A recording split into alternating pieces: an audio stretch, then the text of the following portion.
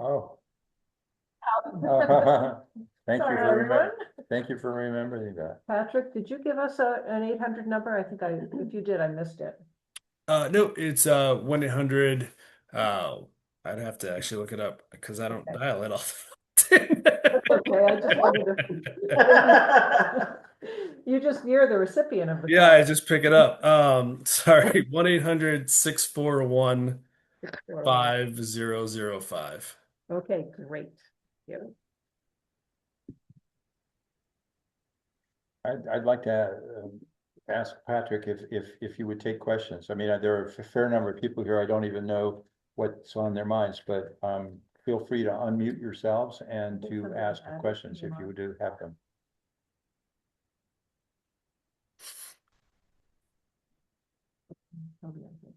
And anybody out there? Lance, would you like to add?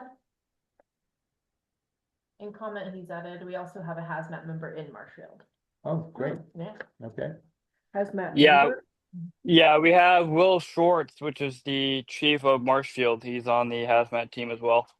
Yeah, Oh, Will's one of my captains on the team, so he's command staff. Will Short? State hazmat. Schwartz. Yep. Schwartz. He was signed in for this meeting briefly. I don't think he stayed, Yeah. but he was actually aware of this. So I was No, thinking, he's here. oh, he's here. Okay. He was off my screen and I wasn't sure. I wonder if Will Schwartz would like to add something to this conversation. Are you there, Will? No, I'm all set. Thank you. Okay, Pat covered everything really well, and so did Dave. Thank you. I'd like to ask a difficult question because it's a scenario that I've been worried about. I first became aware of propane's potential to be deadly with an incident that occurred in Spain in 1978. Most of you probably have heard of it, called Los Alfrecos, which was a campground next to the sea with a highway uphill from it, and a propane tanker exploded uphill from it, but only after it had been breached on a very hot day. So there was that expansive thing that Patrick talked about earlier. My own propane supplier told me that propane expands to 420 times its liquid volume when it converts to a gas. And it also drops very quickly in temperature because expanding gases do cool. And so this very cool gas poured out of the tanker downhill toward the campground, and ultimately 300 people were killed, campers in that campground. And so that was my tip off that propane follows gravity. Propane hugs the ground. And so my question for you, Patrick, and I'm not saying you necessarily would answer it in specifics, but just in generalities. One of my concerns is that we have a very dangerous intersection here in the middle of Plainfield where people who reside in the village to get out onto Route 2 have to drive uphill a fairly steep 12% slope to get to the actual Route 2 highway. And on days that the highway has black ice or snow on it, it's tricky to get up onto Route 2. And people have gotten stuck sort of halfway there and eventually get their way onto the main highway. What I was wondering is if a propane truck was coming from west, from the Montpelier side, heading toward Marshfield, or the eastward side, tried to slam on its brakes to avoid such a person stuck in the highway. If that tanker were to lose traction and go in a straight line, which would lead it to go down the hill toward the bridge that enters the main village, is that kind of a hopeless situation? I mean, I'll have to show you this with the camera on my computer. I don't know if you can see that drawing. Yeah, I'm very familiar with Route 2. I know exactly where that corner is. I drive it corner is, yeah. daily. Yeah, I was going to be surprised if you didn't. What that fact that it slopes downward, that it goes right into the village, that it is a densely populated part of Plainfield. Is there some kind of way that the public could help get everybody out really fast? I mean, how do you evacuate in a situation like that? And when we have a limited number of people on the squad and it happens very quickly, what's the tactic? I think it really is. They're very incident based, right? So Tuesday's incident is going to be different than Wednesday's incident of the exact same nature, right? Yeah, So we unfortunately on our Irisburg call where we actually had a fire, we had two schools that we had to evacuate. We had a a thoroughfare of Route 14 that was closed down, which was a significant use of phase. And the first arriving apparatus out of Irisburg had two people on it. And they were on the wrong side of the bridge and they couldn't cross the bridge. uh, So similar to where your scenario is, your firehouse is down the road. If that truck were to come down there, the fire engine's not going to make it past the incident. So they're going to need to have a strong mutual aid. I would say that you are already leaps and bounds ahead of several towns throughout Vermont, where the communication from your mutual aid entities from East Montpelier to the working relationship between Marshfield and Plainfield is leaps and bounds above, and that blue sky work really makes the worst case scenario, whether it's a tanker down that hill, whether it's a any kind of other mass flooding incident that we see, unfortunately, that we know that local entities are going to come together and work to resolve that. We don't obviously have the ability to say exactly what's going to happen on that day, but making plans and working through those plans and putting and giving all the tools to our responders is the best solution we have. And it's not an easy job. And I'm not going to tell you that if that happens, that no one's going to get hurt and no one's going to get injured. But I will tell you that your fire chief, Marshfield's fire chief, East Montpelier's fire chief, and my team are going to be there to mitigate that the best that we can. And I think that's kind of the best I can tell you. Things to do is to continue to do trainings like this, continue to do joint operations because and involving the community, right? Whether yeah, that's through Vermont Alert, whether that's through community forums like Front Porch Forum, getting the word out so that on game day or on the bad day, everybody knows the operation. If the fire chief comes to your door and says you need to evacuate, that you already know the routes out because you saw it on a map. You know how to get, you know the three different ways to get out of your place. You know how to do all these different things. And getting good community involvement and understanding the threats that are within your community are probably your best options. Um, Worrying about exactly what the problem is, you're going to chase your tail all the way around. But looking at it from a big picture, how do I get people out of an area? What are the resources and the training that I need to deliver to my fire chief? How do I get that networking together so that on the first day, excuse me, that I show up, I already know Toby, I already know Chief Schwartz, I already know East Montpelier Fire, I know my EMS providers, I know my local lieutenants on the state police. I already know all those players so that we don't have to have that beginning relationship. We just go to work. yep. I think probably the reason to have this meeting in the first place is to begin the public education part, because I have been long impressed by both our chiefs in Marshfield and Plainfield, and also their working relationship with East Montpelier and Capital District. So that's the least of our worries in the sense of the professionalism of our first responders, but how to let the public know what to let the public know so that they can either pre-evacuate, or if they, as soon as they hear there's an incident, they know where to go, get the hell out of here or go as far away as you can. I mean, no matter what the instruction is, we'd like the people to have a little bit of advanced thinking about that. And I think that's the best option. I said it. You're already like years ahead of a lot of communities where you've recognized that On a Wednesday, I don't have more than 3 people in town to help me, so I've got to work with the rest of the community, and those things are already perpetuating moving forward.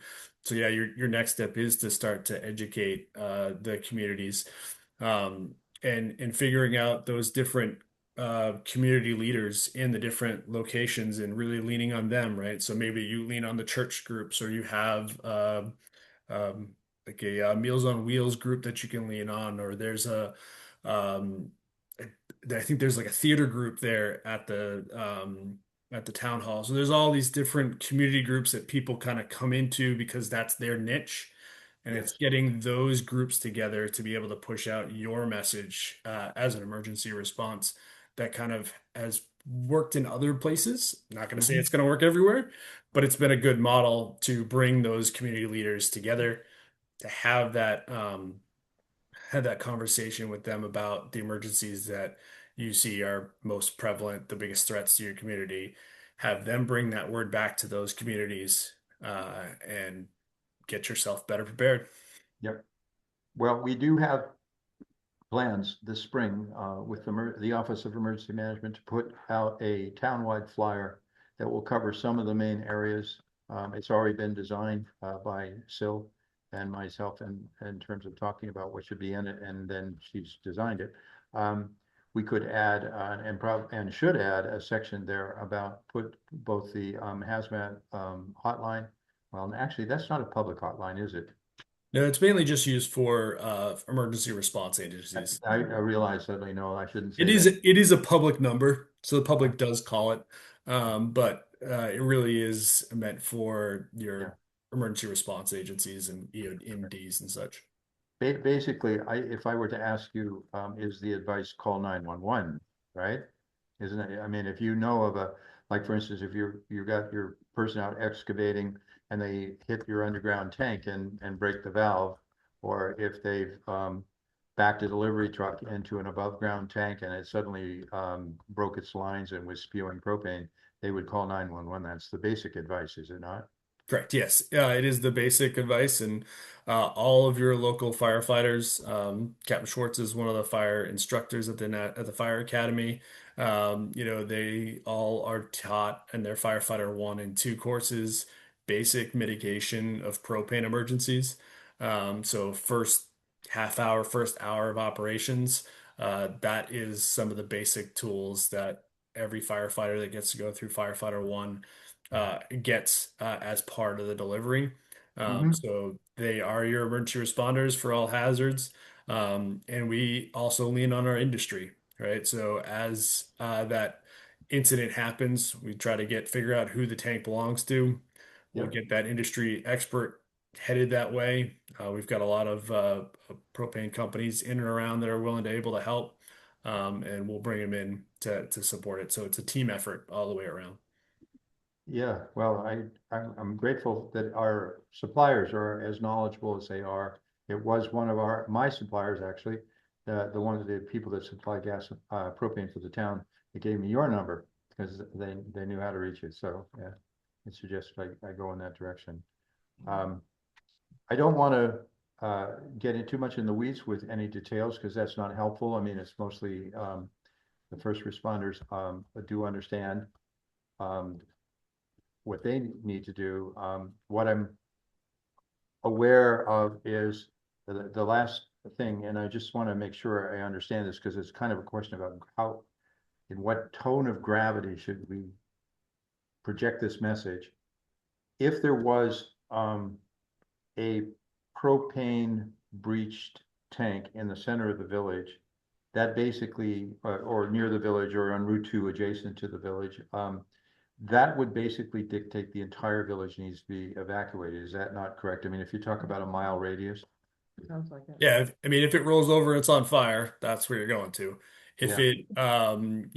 if it's just actively leaking, Mhm. it's a little smaller. And if we've deemed it not to be leaking and it's just tipped over, which these tanks sometimes do, we go to bobtails, which are the delivery trucks, roll over all the time Mhm. on snowy roads, there may not be a need to evacuate at all. It may be hey, this is this is what's going on. We don't have any leaks.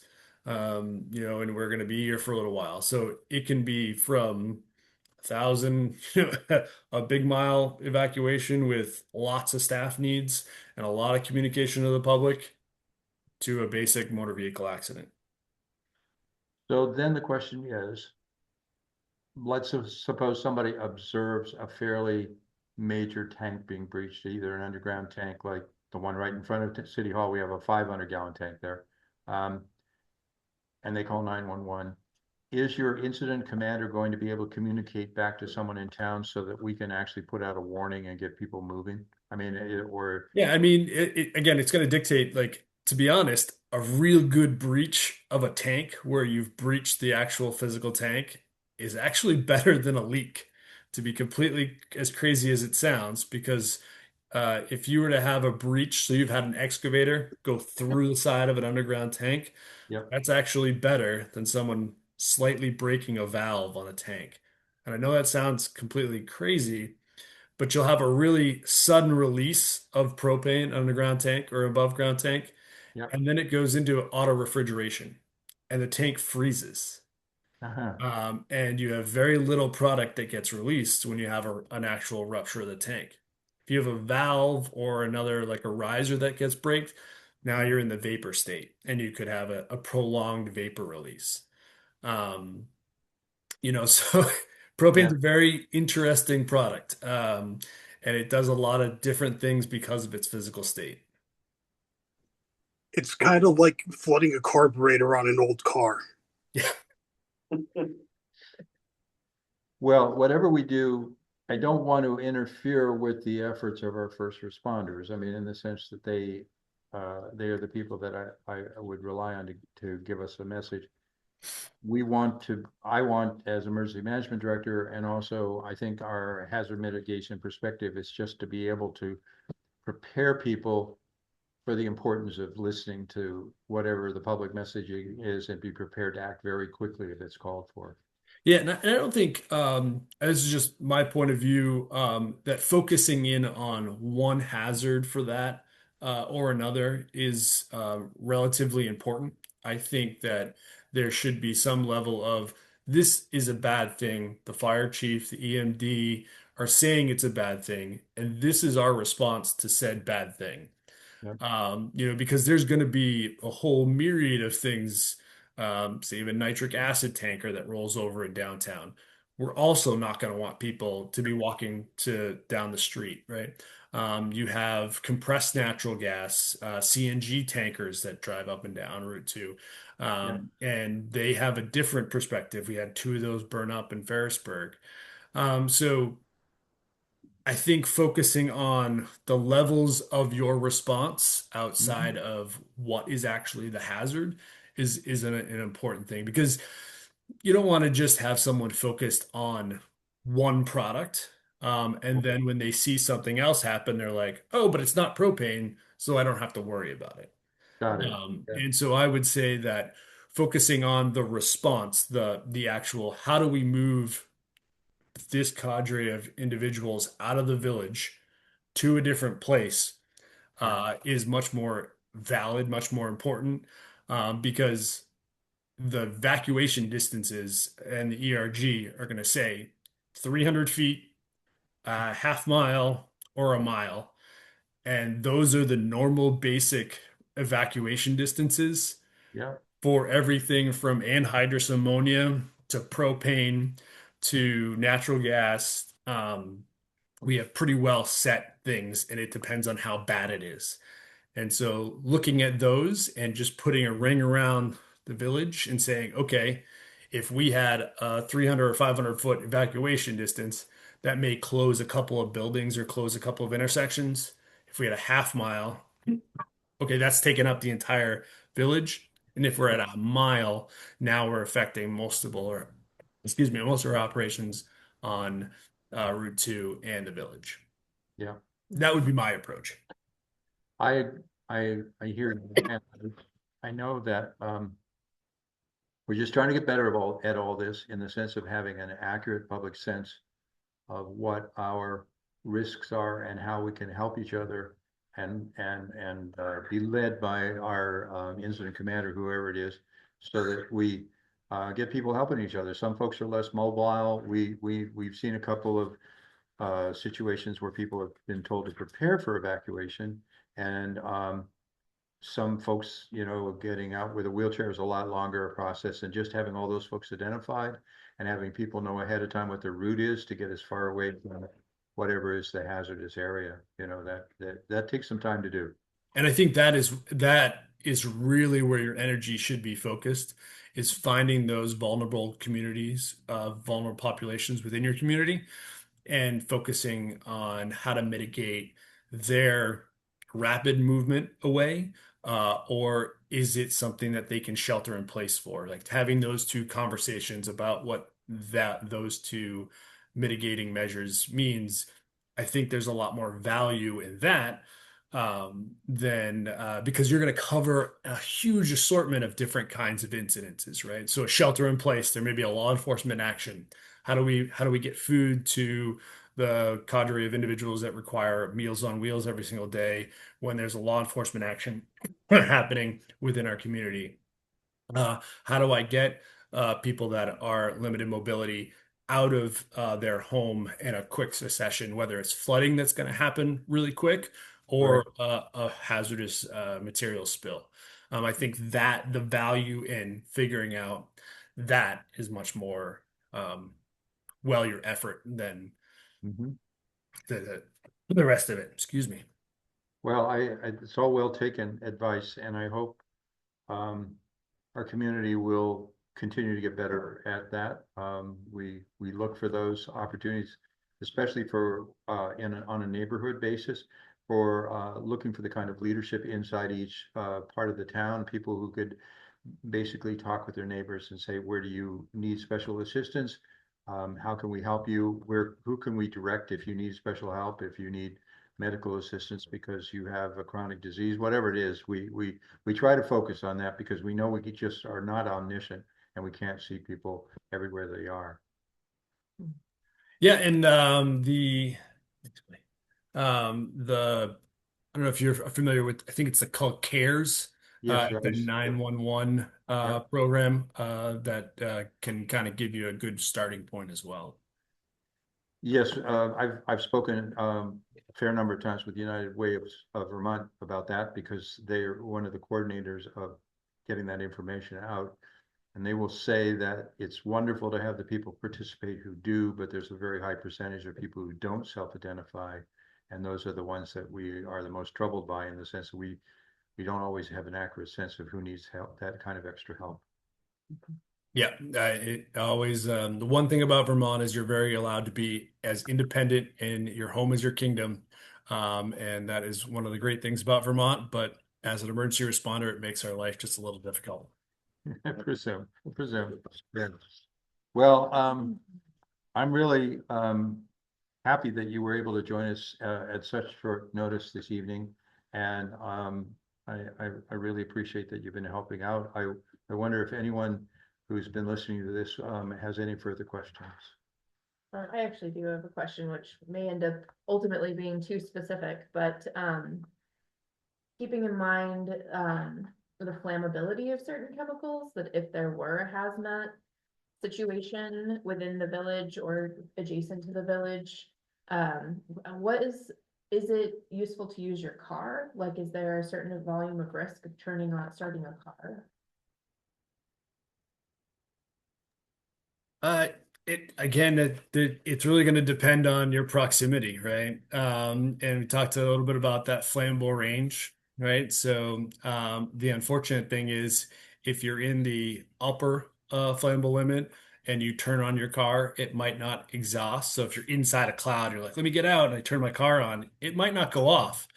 But the downside is there's no way to get that vehicle out of that cloud without going right through the flammable range, and now you could present that liquid. So it really is going to be your proximity to the accident, and in trying to get that out, and your response from your fire department that first couple of minutes, trying to figure out the best opportunity and how we're going to put traffic around and how you're going to stop traffic and which way's the wind going, are all things that initial engine company and commander are really working to get that information out. So I would say if your car's in a cloud, don't start it. If you're far enough away that you can't smell the propane, you're probably safe to get in your car and go away from it. But if you're starting to smell it, the areas that you want to kind of get away from wherever you are. We always try to attack hazmats from upwind, uphill, because the product is going to want to go down the hill. It's going to go with the wind. So we want to be on that offensive side. So that's our normal tactic, trying to approach things. And it's not a bad idea if you're trying to get away to get to that vantage point, whether that's a long way around, right? It may be 2.5 miles for you to get to that place, but that you can see 100 feet away. But always thinking about the different ways to get out of things and not just the same way. Us in human nature, we tend to go in the same way we came out, because we're just comfortable with that. And in emergencies, learning the other ways out are sometimes the answer between life and death. So Patrick, would you say if people are unsure whether they should evacuate, they probably should wait for instructions? I mean, if they feel like they're in imminent danger, they should evacuate. So if they feel like they are in danger, they should be getting out of there. Hopefully they're able to get some kind of direction. In these cases, the fire departments normally will start from the center and move their way out. They may be using the PAs on their trucks to try to get people's attention.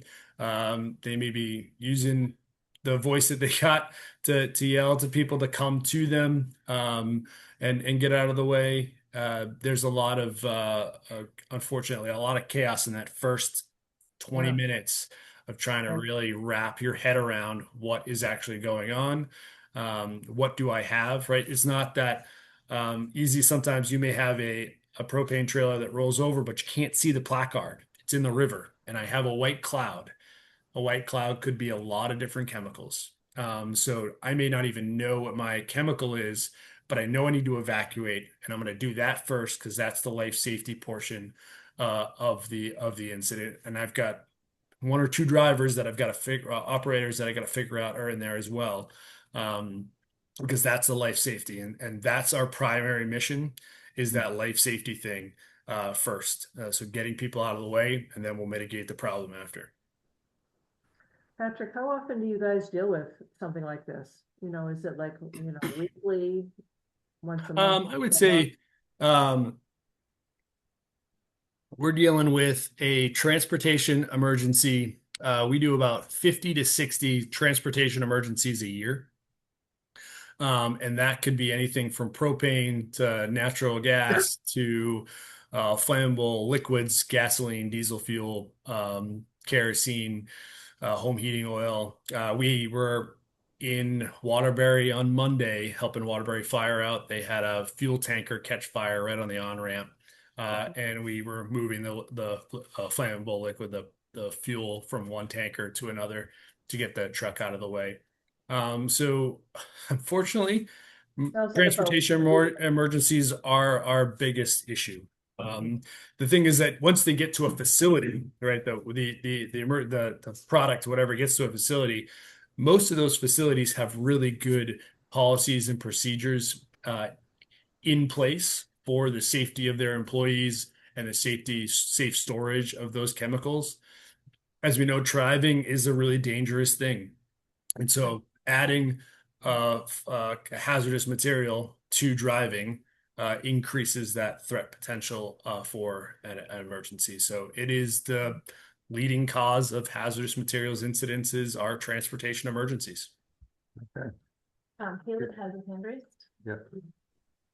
Yeah, so not to step on your toes, McLaughlin, and just a question actually for you is, I'd say that most of these, especially in Plainfield, are going to be some sort of tanker going wheels up. And along those lines, it's not necessarily something we're prepared for just because, it's an accident, things happen, and whatever. So I guess where I'm towards, and again, the reason I was referencing McLaughlin is because I want him to interject if I'm wrong, but along those lines, in my opinion, for the emergency management, that it's probably best case scenario to keep people as far back as possible. Maybe not necessarily go straight into evacuation, but along those lines, keep people as far back as possible and get a reading for the scenario that's going on. And it's not necessarily going to be a full evacuation or anything, but it's not the time for people to be jumping under lines, jumping over lines, trying to figure out what's going on, taking their own look at things. And I think that's where the emergency management, we got to make sure we have that line and tell people, hey, stay back, let them do their job, and figure out the situation. Because all of a sudden, if you have 3, 4, 5 people jumping lines, we don't know where people are at that point. If something were to happen, we don't know who we're looking for, who needs to be evacuated, anything like that.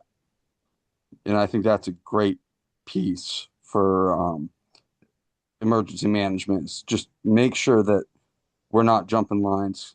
Everyone's behind those lines, and the area that's exiled is exiled for a reason. Taylor, good point, and I want to turn that into a question to Patrick. We have had enough disasters around here to know that the very notion of a disaster attracts disaster tourists.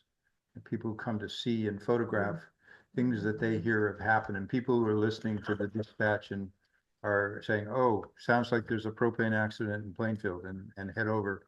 Do you, as part of your scenario planning, do you also have relationships with traffic control people, or do the state police officers do the state police offer to do crowd control or traffic control in conjunction with a hazmat act incident?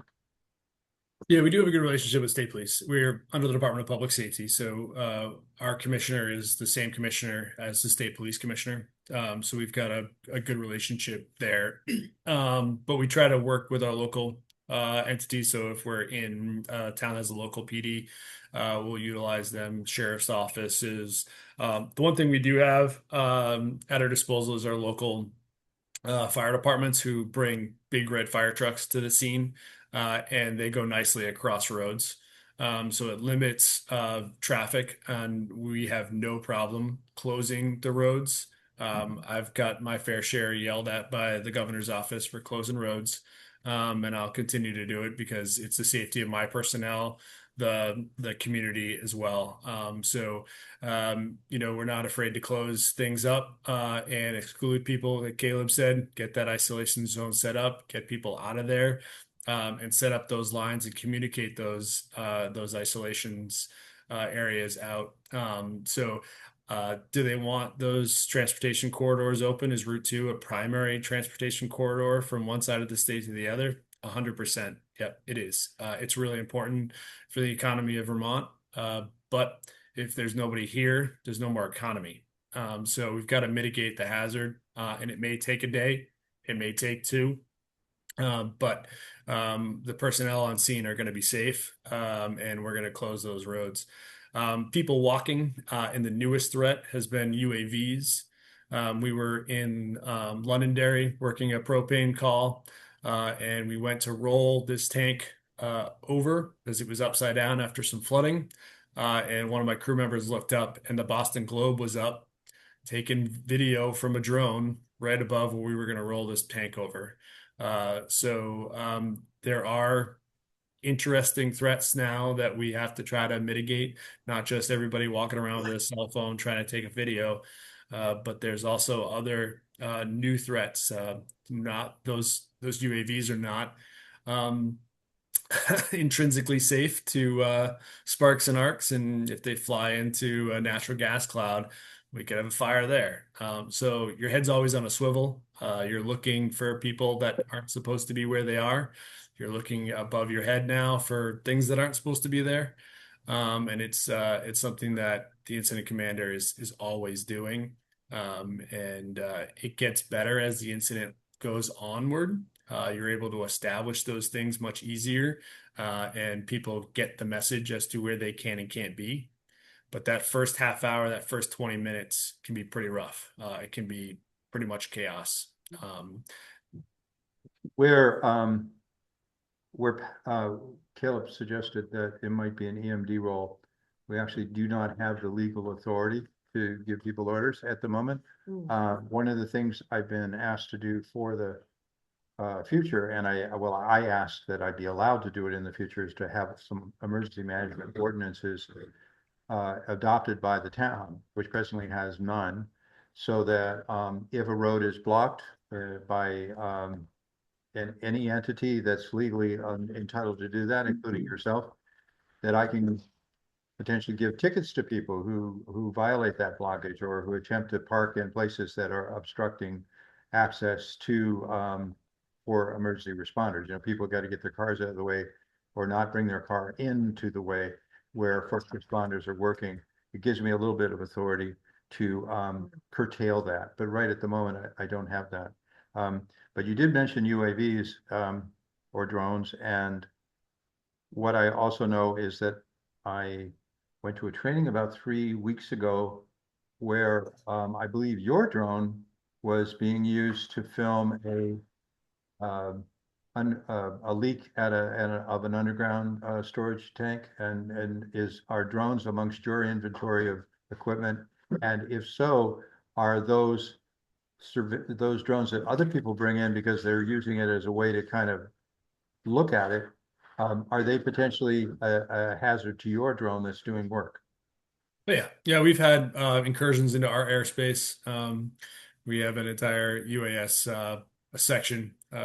We've got about 7 units that we fly with about 5 pilots, and our pilots take significant precautions, whether that's checklists, clearing airspace, using different kinds of systems to identify other UAVs in the airspace, making sure that we're not encouraging any manned airplane. That's our biggest hazard, and our biggest concern is not encouraging any incidents when we've got manned airplane in the air.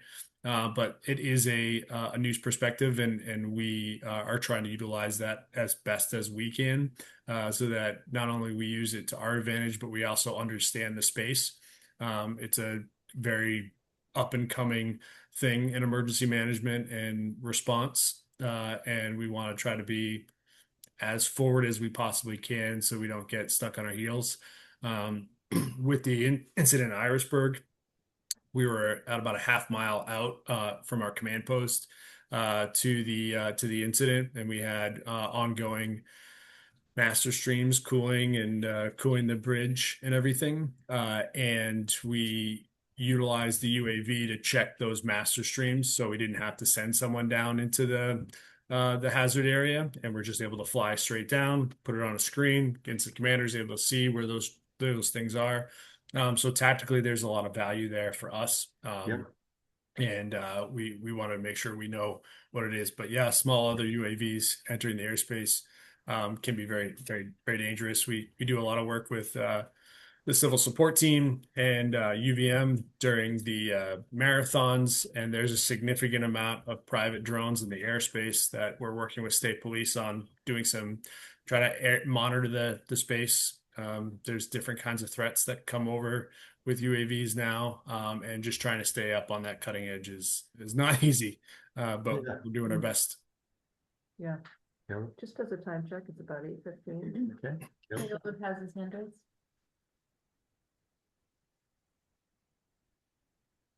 Caleb, do you still have a question? Or is this an old hand up? No, it doesn't seem to be there. Can you hear me now? Sorry. Yes, and There we go. Okay, yeah. Sorry, I just want to correct myself. I wasn't trying to. shouldn't have said I was trying to step on Patrick McLaughlin's toes. He's fantastic in what he does. What I kind of what I was going to, and I think you'll agree with me on this as well, is that he's completely correct in everything he said. And I guess what I'd say is that for we have local, it's authority holding jurisdiction, and it's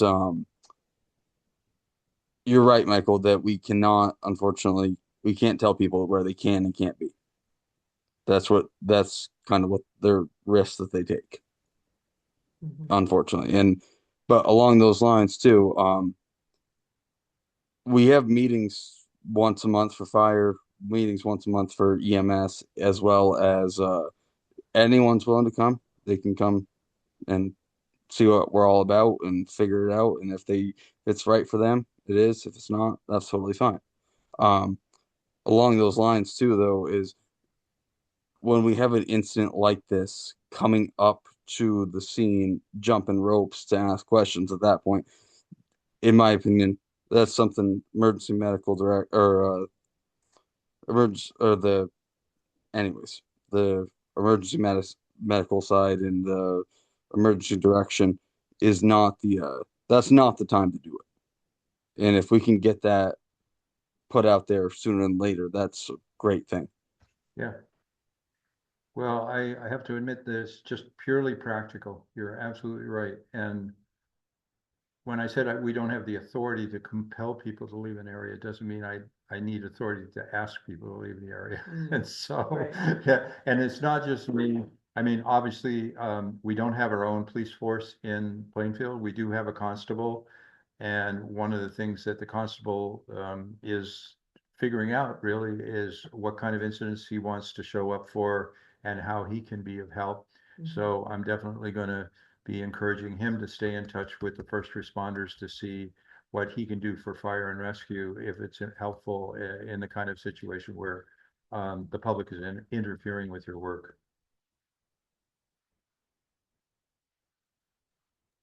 Any other questions? There was something in chat from Lance. Did you see that? And it says that he can give you a hazmat book to borrow if you don't have one. Oh, If you'd like to borrow one. well, I have the big state hazmat book, the one with the orange cover, the federal one, actually. I'm not sure I have the latest version, but I have one on my laptop and I have the print copy as well. Oh, and that leads to kind of a strange question that I had prepared and forgot to ask. In the directory of what the placards actually indicate, since tonight's was focused on propane, I was thinking of 1075. And then I looked up in that book, the hazmat book. I looked up 1075, and it turns out that 1075 describes butane, butylene, isobutylene, isobutylene, liquefied petroleum gas, LPG, petroleum gas is liquefied, and propane and propylene. I presume the reason they all have the same number is because they all behave differently. Is that the case? As a risk, I mean, and are they similar? They all behave very similar. Yes. They all have the same threat package or if not identical. And so that little orange book they're referring to is the emergency response guide, and it is Yeah. your first 15 minutes on scene. And it really it takes the worst case scenario and gives you your predicted actions. And so even though maybe one of the flammable ranges is a little bit different than the other, in Yes. an overall picture, those evacuation zones and mitigating actions and appropriate PPE all fit the same description for each one of those hazards. Helpful. And I did a little bit of self-education in terms of this evening, and I learned that because the explosion in Los Alfreques in Spain, the one in 1978, was not propane, but it was propylene. I was curious to know what is the difference between the two. And what I learned is that propylene burns hotter. It's something like 17 or 100 degrees or 725 degrees as opposed to 1650 degrees, all of which are terrifyingly hot. But I mean, it was the use of it, therefore meant that it was used more with portable torches and things like that, as opposed to propane, which is used for cooking.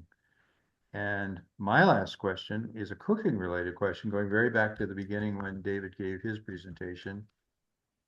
Because home propane has an odorant added to it, you can smell when there's a propane leak. And one of the scenarios that he pointed was if the pilot light in your oven fails and you've turned your oven on and it's starting to fill with propane, but it's not being ignited to heat the oven because the pilot is off. Besides calling 911, should you also just immediately get out of the house in such a situation? Or is that something where there's a remediation that the householder can do, or should they just leave? Yeah, I mean, if you've got a pilot light issue, if it's something you can shut off, if there's a remote switch or something that you can shut off, that's probably a quick remedy before it gets out. But if it's a very small orifice that pilot light is going to be emitting propane, so you've got some time to mitigate it if you can shut a valve off on it. And then call your technician. But if you're unable to shut a valve off and you're continuing to have a propane leak, getting out and calling 911 is your best option. Okay, and I thank you. I didn't quite describe the situation accurate. I was thinking as someone who does not know that their pilot light is out and they turn their oven on because they intend to bake a propane oven and they walk away. The oven is filling with gas, not pilot gas, but actually the burner gas, and is not being burned. So it's actually filling up with unburned pressurized gas. When they smell that gas, it seems to me there might be quite a bit of volume involved. I mean, already if the oven's Normally, unless all the pilot lights are out, because if you've got a pilot light system on your propane oven or broiler, you'll also probably have a propane pilot light on your top stovetop as well. yeah. So if all of those are out, then yes, you're going to build up some gas before you have it, and at that point, it's an evacuation. But a lot of times, you'll get a pop. He'll blow the door off a little bit. If it's still got a pilot light on the top burners that are Yeah. on, it's going to find that gas, that fire pretty quickly. And you may have a door kind of blow off before you realize you have an emergency. And you could have a fire extend into your wall or a cabinet, depending on where your stove is. In that case, I don't think you're going to get a room to fill up with propane before it finds that Yeah. pilot light. But if you have no electrical or anything like that, kind of like Dave said, and you fill up a room and you go to flick a light on, and it's been running for a while, then you could have some pretty significant issues and have some pretty significant injuries. Some of that question was personal, Patrick. In as much as I have an older stove that has electric sparkers for the burners. In other words, when you turn the burner on, there's a little sparkling thing that ignites it. There's no pilot. And the shutoff for that oven underneath of it is behind the stove. So I'd actually have to pull the stove physically out away from the wall and the counters to get at the shutoff. So it's just like, maybe I should just run, I mean, you can always go outside and shut the tank off at the outside. Yeah. For myself, that would shut off my hot water, that would shut off everything else. But I'd rather shut that off, call a technician to figure out the problem is than blow my house up. So Yeah. you've also always got that, and it always gives you the reminder to make sure you dig out your propane tank so you always have access to it in the wintertime. Yep. Right. Well, in the absence, thank you very much. And in the absence of further questions, and looking at the time, as Jen has reminded us, I would say, first of all, thank you very much to David and to Patrick for pulling together the pieces of this. Just want to add one more thing in regards to the winter and checking the propane tanks and making sure they're shoveled out. check the lines because sometimes the ice and snow coming off the roof, depending on where your line is, can cause damage to the lines going into the house. We actually had to have ours replaced last year. Okay, Hey, Dave, that's a great idea, and I'll throw that out too. We had two firefighters injured in Nashua because ice came off and took out the natural gas line, and they had a natural gas leak. But they were able to call the fire department. Fire department evacuated everybody out of the building, and as they were leaving, the building did ignite, and that's what injured the firefighters. But everybody got out, and it's to Dave's point that that ice fell off, hit the line. So a good inspection of the line is a good one too. Thank you for that. Okay. And Mike, and along the emergency management stuff too, just for a quick reference, you were talking about the placard 1075. If you look at that in your book, and then I'm not going to give the whole lesson on the book. It's long, convoluted thing, but anyways, it gives you a guide number of 115. Yes. If you go to the orange pages, Yeah. look at 115. Yes. It'll give you your evacuation distances for whether it's on fire, whether it's just a spill, large spill, small spill, and that'll lead you in the right direction at least. Okay, I was wondering what that second number meant, and because I was looking at it for the first time in a long time. So that's helpful to know. Thank you, Caleb. Absolutely. In the absence of that, I think we have to move on to our next agenda item. So I want to thank very much Patrick, and I appreciate you giving us so much time. Mhm. No problem. Have a Thank you. wonderful night and take care. If you ever All need right. anything, give us a holler back. All right, thank you. Thank you. Thank you. Very informative. So our next agenda item is to discuss what happens going forward, right? Yep, we Logo. moved our logo. Oh, our logo, yes. Still, are you still with us?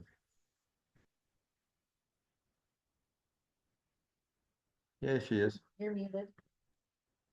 So I can share my screen. Is that what is preferred? Yeah. Here, let me. Yeah, can you do that? Mm-hmm. Or I could do it. I've got it here, but Oh. I'm happy to have you do it.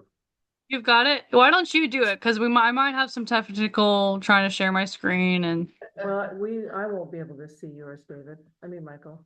I oh, know. then It'll share here. I'll send my request. Yeah. Go ahead and co-host. Let me see. Do I have to make that decision? No, I already did it. You did it. Okay. So I can. Yeah. I accepted, so you should. Where's my amended agenda? It's here somewhere. So here's where we are. Here, I think I just did this PDF. So this is what we've come up with. Can we see that? Mhm. Okay. So this is really similar. I did a lot of research on like other hazard mitigation, like symbols and colors. The blue and yellow are very popular. But these are my graphics, so they'd be like owned by the committee. They're not like an online accessible image. So we're not going to get a cease and desist from somebody. Nope. And Flip yeah, it. I first thought that it would be helpful to have the logo only because like we do so much public meetings and to have the logo mainly on like the posters and like any documents that are in like help with the LHMP, to have the committee's logo on there, just something to kind of represent. That's my intention. It is a presence. Whoops, I'm muted. I like it. This looks great, so thank you. Yeah. Thanks. Oh, Francis is there. Francis Rose. Yeah. Okay. I love the flooding one. It's very. Yeah, I had to add my own, talking with Syl as she was developing different versions of this. Getting the flood to look like a flood was the hardest thing, to get. But I can tell that's a flood. Yeah, Yeah, I can imagine. yeah. and she did it. And I should add that, what this means is in addition to posters, we can also have official stationery for Well, I the was gonna committee. ask about stationery. And, if it's important to anybody to have a hazard mitigation card, we could do that too, you know, with contact information. But all in all, it's a real nice contribution. Thank you for doing that, Sil. Yeah, thank you, so. Yeah. So I can take notes or revisions. We can tweak it if we're not happy with it or whatever. I'm all for making a motion that this be accepted as our logo and symbol. I do have one question. If this is copied in black and white, what happens with the yellows? They become like gray. Would they show? I'm not sure. I can see. Can I make this black and white right now?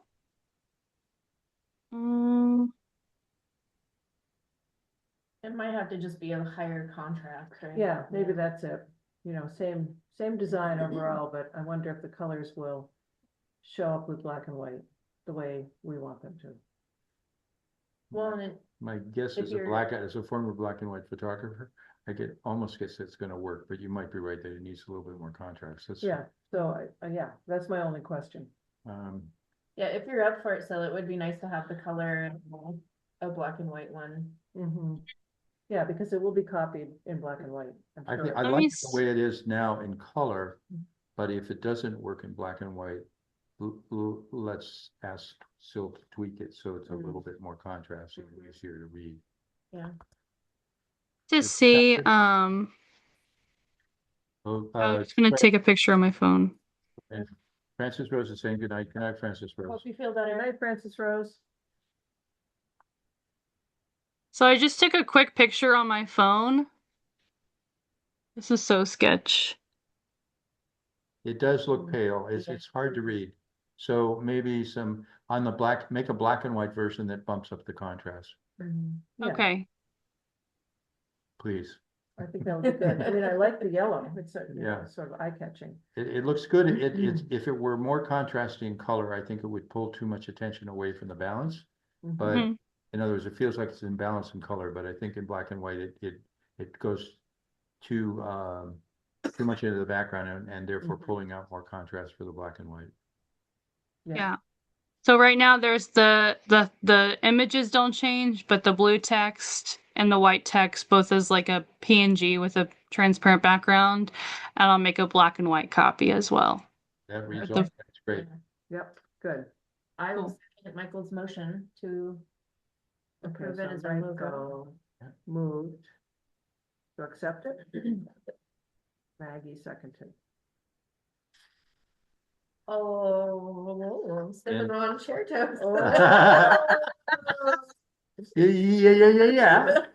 All in favor? Hi. Hi. Any opposed? And no? No. Okay. All I, right. Hey, thank you, Sil. it is so moved. I mean, so approved.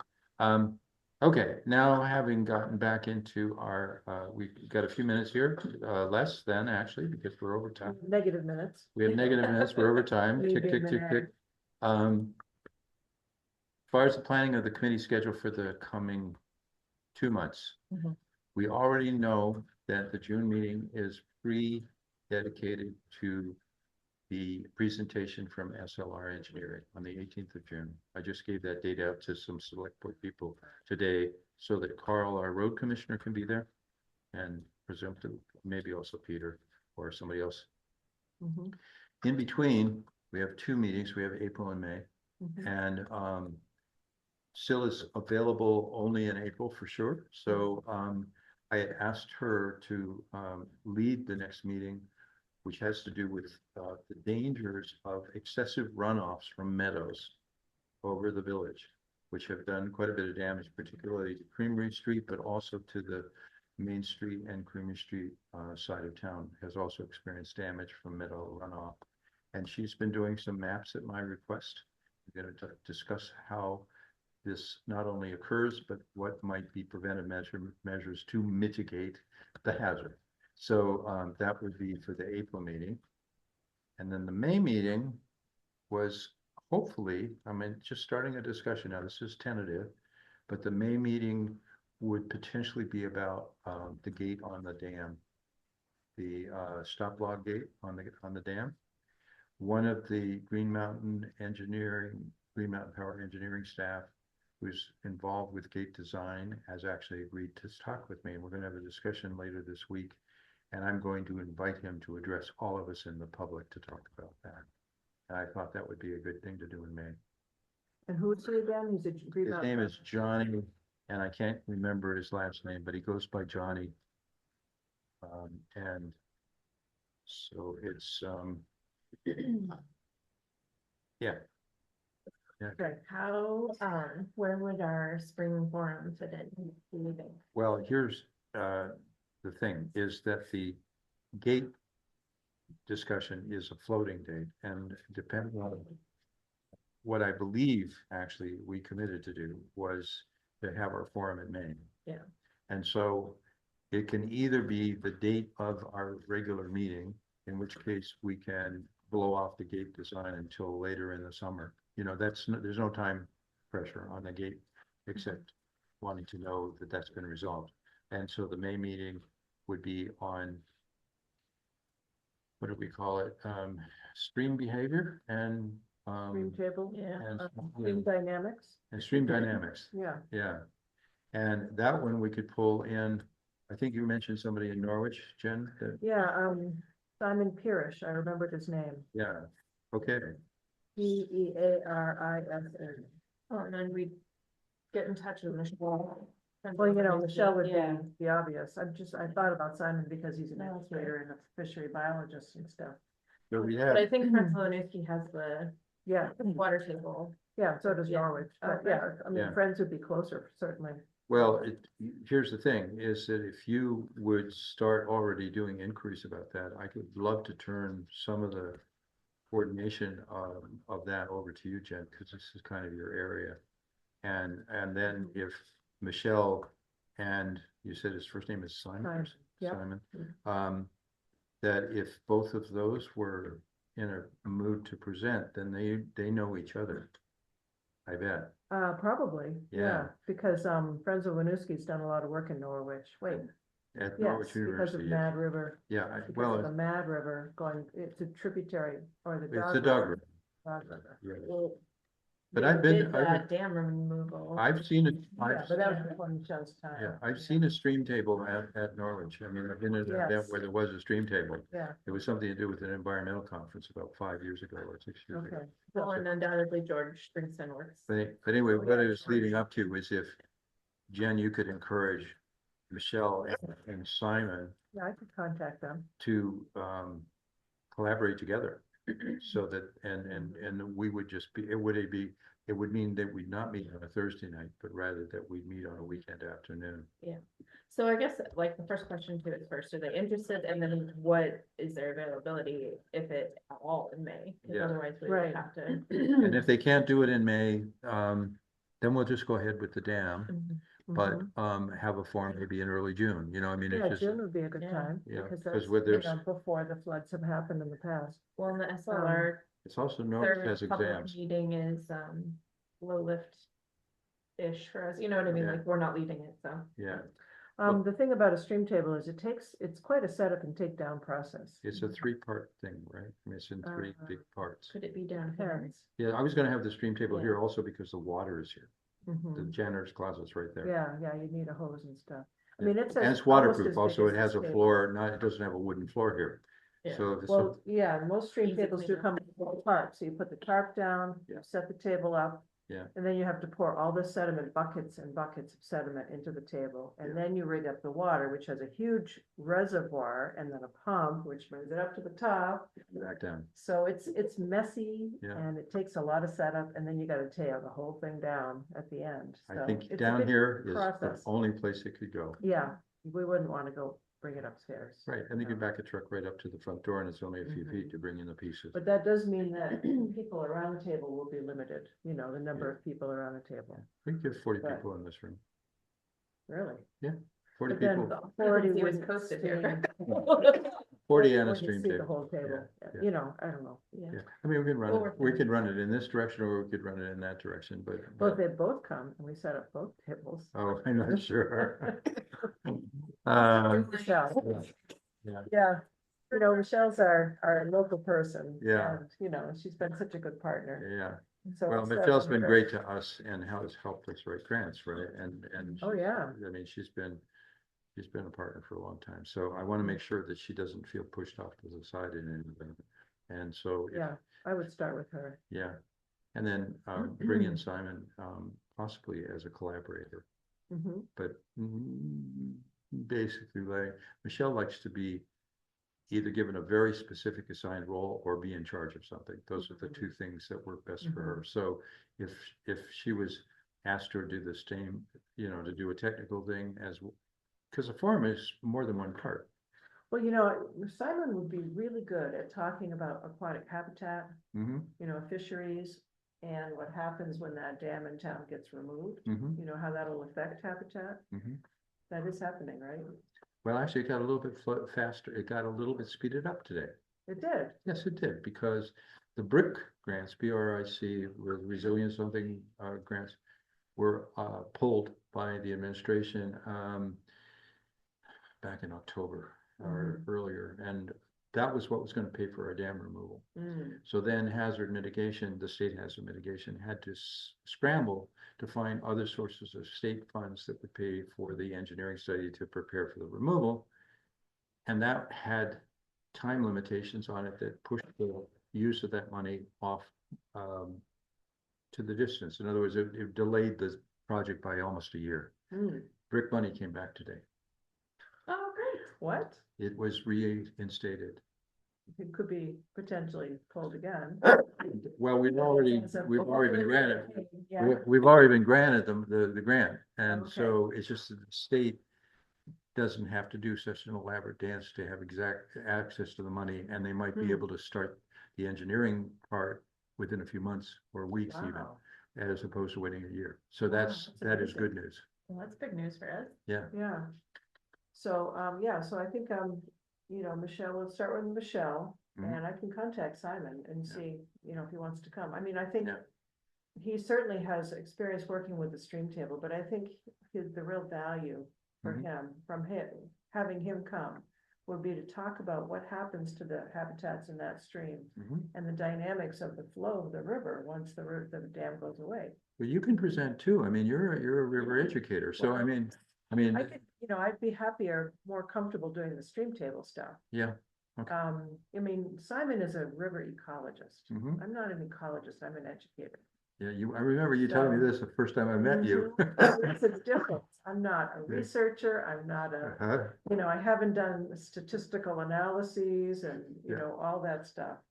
So, Simon would be good at that, Okay. sort of helping us understand that piece. Well, presuming that you're going to have about 2.5 hours maybe for the whole event, I'm going to leave it to you to kind of work with your players to decide how to divvy it up. And if you feel it's appropriate for you to give a presentation, by all means, or to be the person doing the introductions, give yourself whatever role you think works best for you. Okay. Please. Sounds good. Yeah, maybe I could facilitate, you know, if we can get both of them. Yeah. I think, oh, that would be great. It would be great. Yeah. Okay. All right. Well, let's just say All right. for the tentative. We do have access to our budget for stipends and mileage as well. Oh, okay. So Yeah. So is there a fixed stipend amount? It's pretty limited. What is our budget this year? I'm sorry, I can't pull it on my head. Was it 1,500 did we have, or 1,100, something like that? It used to be 500, but I think it went to 1,100. I think it's 1,100. 1,100 times 2 if we had to. Well, that's the whole of our annual budget.